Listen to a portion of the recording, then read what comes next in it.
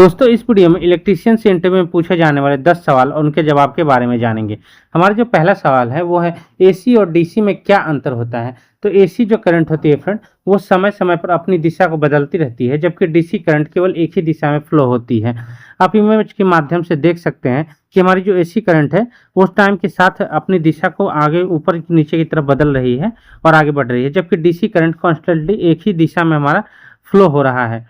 हमारा दूसरा सवाल है फ्रेंड्स, अर्थिंग और न्यूट्रल में क्या अंतर होता है। तो अर्थिंग का उद्देश्य सेफ्टी प्रोवाइड करना होता है, जैसे कि अगर किसी मशीन की बॉडी फेज या लाइव वायर से टच हो जाती है तो अर्थिंग उस करंट को ग्राउंड कर देता है, जबकि न्यूट्रल सर्किट में रिटर्न पाथ प्रोवाइड करने का काम करता है, अर्थात न्यूट्रल वायर करंट को लोड से वापस सोर्स की तरफ ले जाने का काम करता है। फ्रेंड हमारा तीसरा जो सवाल है वो काफ़ी इंपॉर्टेंट है, एमसीबी और एमसीसीबी में क्या अंतर होता है। तो एमसीबी में का यूज़ हम घरेलू या छोटे व्यावसायिक सर्किट में करते हैं, जबकि एमसीसीबी का यूज इंडस्ट्रीज या बड़े पावर सर्किट में होता है। एमसीबी की जो करंट रेटिंग होती है वो अप टू 100 एम्पियर होती है, जबकि एमसीसीबी की करंट रेटिंग जो होती है वो 2500 एम्पियर से भी अधिक होती है। एमसीसीबी की जो प्रोटेक्शन हम होती है ओवरलोड और शॉर्ट सर्किट के अगेंस्ट होती है, जबकि हमें एमसीसीबी से ओवरलोड और शॉर्ट सर्किट के अलावे ग्राउंड फॉल्ट से भी प्रोटेक्शन मिलता है। हमारा जो अगला सवाल है फ्रेंड वो है पावर फैक्टर क्या होता है। तो पावर फैक्टर यह बताता है कि कोई इलेक्ट्रिकल सिस्टम कितना एफिशिएंटली बिजली का उपयोग कर रहा है। इसका जो फॉर्मूला होता है वो होता है रियल पावर बटे अपरेंट पावर। यानी रियल पावर क्या होता है, जो वास्तव में जो इलेक्ट्रिसिटी वास्तव में काम करती है उसे हम रियल पावर कहते हैं। जैसे मोटर को चलाना, लाइट को जलाना, ये रियल पावर हमारा करता है। जबकि जो अपरेंट पावर होता है वो सप्लाई से ली जाने वाली टोटल पावर का हिस्सा होता है। इसमें कुछ हिस्सा बर्बाद हो जाता है। हम अपरेंट पावर बाद में देखेंगे अगले वीडियो में। इसका हम एक एग्जांपल की मदद से समझते हैं कि पावर फैक्टर कम या ज़्यादा होने से क्या फ़र्क पड़ता है। तो जैसे मान लेते हैं कि मान लीजिए कि आपके पास एक मोटर है जो कि 100 केवी बिजली ले रही है, जिसमें से सिर्फ 80 किलोवाट काम में आ रही है। तो पावर फैक्टर रियल पावर जो होती है उसकी 80 किलोवाट होगी और टोटल पावर यानी कि अपरेंट पावर होगी 100 केवी, यानी कि 80/100 यानी कि 0.8। इसका मतलब है कि हमारी सिस्टम सिर्फ 80% बिजली का ही सही उपयोग कर पा रही है। आई होप आपको पावर फैक्टर समझ में आया होगा। अगला सवाल है ट्रांसफार्मर टैंक में ऑयल का क्या काम होता है। तो जो हमारा ट्रांसफार्मर टैंक में ऑयल होता है उसके कई सारे डिफरेंट यूजेस हैं। जैसे पहला यूज है इंसुलेशन को प्रोवाइड करना, यानी कि ये हमारे वाइंडिंग्स के बीच में इंसुलेशन प्रोवाइड करने का भी काम करता है। दूसरा यूज है हीट को बाहर निकालना। ये ट्रांसफार्मर में लोड के दौरान जनरेट होने वाली हीट को भी बाहर निकालने का काम करता है। तीसरा यूज है फ्रेंड फॉल्ट डिटेक्शन में मदद। ये हमारा जो ऑयल है ये फॉल्ट डिटेक्शन में भी मदद करता है। आप अब ये बुल्क होल ड्रिलर से संबंधित वीडियो में आप इसको जान सकते हैं कि कैसे ये हमारा फॉल्ट डिटेक्शन में मदद करता है। चौथा यूज है हमारा मॉइस्चर से सुरक्षा। हमारा जो ऑयल है इसमें वाटर जो मिक्स नहीं होता है, तो हमारी जो बाहर से हवा आती है वो हमारी वाइंडिंग को डायरेक्ट हिट नहीं करती है, जिससे कि हमारी मॉइस्चर से भी सुरक्षा मिलती है। हमारा जो अगला सवाल है फ्रेंड्स ये है कि अर्थिंग रेजिस्टेंस कितनी होनी चाहिए। नॉर्मली हमसे पूछा जाता है कि हमारे घरों की या हमारे इंडस्ट्रीज़ की या फिर हमारे सब स्टेशन की अर्थिंग रेजिस्टेंस कितनी होनी चाहिए। तो ये अलग अलग लोकेशंस के लिए रिकमेंडेड रेजिस्टेंस अलग अलग होते हैं। तो जैसे हमारे घर के इंस्टॉलेशन के टाइम हमारे घर की अर्थिंग रेजिस्टेंस लेस देन 5 ओम होनी चाहिए, जिससे कि हमारे घरों में लगने वाले इक्विपमेंट को अच्छी सेफ्टी मिल सके, हमें अच्छी सेफ्टी मिल सके। हमारे जो इंडस्ट्रियल सब स्टेशन हैं उनकी जो अर्थिंग रेजिस्टेंस है वो लेस देन 1 ओम होनी चाहिए। उसके अलावा जो हमारी पावर स्टेशन या ग्रिड अर्थिंग है वो लेस देन 0.5 ओम होनी चाहिए। और हमारी जो लाइटिंग प्रोटेक्शन सिस्टम है, जो कि जैसे हम लाइटिंग अरेस्टर लगाते हैं, उनकी अर्थिंग रेजिस्टेंस लेस देन 10 ओम से कम होनी चाहिए। हमारा जो अगला सवाल है फ्रेंड वो है वोल्टेज और करंट में क्या अंतर होता है।